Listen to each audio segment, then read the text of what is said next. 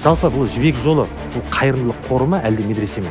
Тізеңе тиіп отырғандай, және де сол арқылы сен нұр аласың дейді. Яғни ұстазымыздың суретін тасауыр елестете отырып, соған кәдімгідей байлану бар. Тұнақаның қабірін не үшін құшақтап жыладыңыз? Алла тағала тікелей байлануға болмайды деп үйретті. Яғни қазақта айтады ғой, аңқау халыққа арамза мырза деп. Қол жайғанда да былай қылып жайғызатын. Өзі үйретеді мынандай. Өстіп жаюың керек қолды. Олардың қолы арқылы параллельдік бір мемлекет қалыптасуы әбден мүмкін. Бұл қайырымдылық қоры. Сен просто балаңды жібер, біз не етейік? Үйретейік. Міне осы әңгімені өзім естідім. Өстіп адамдарға айта бергеннен кейін сенеді.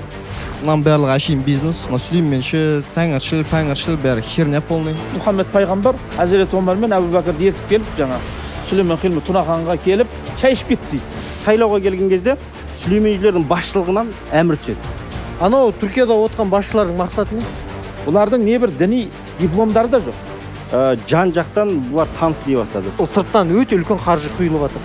92 пансионат болғандықтан бұл үлкен күшке айналды. Неге ашық айқасқа көшпеске, неге осылардың тамырына балта шаппасқа? Не прокурорың, не жаңағы ұлттық қауіпсіздік, не басқа ешкім көмектеспей, бәрі солар жақтады сол кезде. Бұған дейін ескі Қазақстанда болған белгілі бір өте мықты атқамінер азаматтардың қолдауында болған сияқты бұл адамдар.